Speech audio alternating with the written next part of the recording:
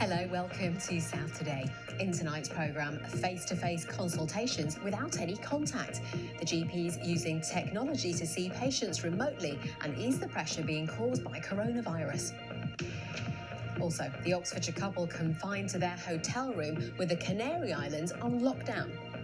And later on, fighting back with fitness. The over 60s cycling group with their answer to self-isolation.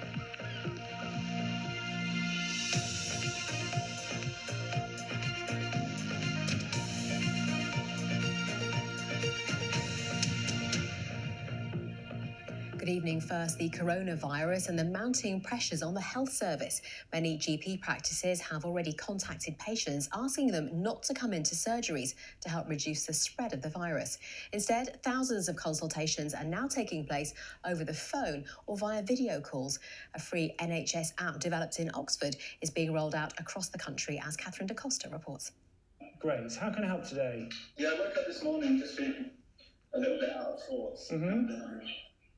And a bit of a sort of a dry cough. And so I just thought, This is the front line in the battle to slow the spread of COVID-19. In this demonstration, Dr. Gooch at Manor Surgery in Headington can assess his patient over the phone or via video before deciding the next step. Where there is either that anxiety or that need for that reassurance from the doctor, that's one important indication for using video, or if you need that extra clinical information to be able to make a more reliable decision about whether to bring somebody in or visit them at home. The app, developed by scientists and health workers in Oxford, can be used anywhere and from any device. It won't be suitable for all patients, but during this epidemic, it could prove to be invaluable. We're already seeing some practice closures. We're going to see more and more self-isolation cases. There may be disruptions to parents who are working in the NHS whose children's schools have closed.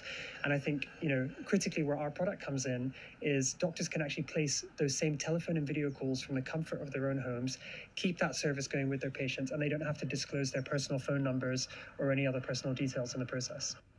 It's being tried out in hospitals too, where clinicians are also trying to reduce the risk of infection. Today, the Oxford Hospitals Trust put in place restrictions of one visitor per patient and reduced visiting hours from 4 till 7 p.m.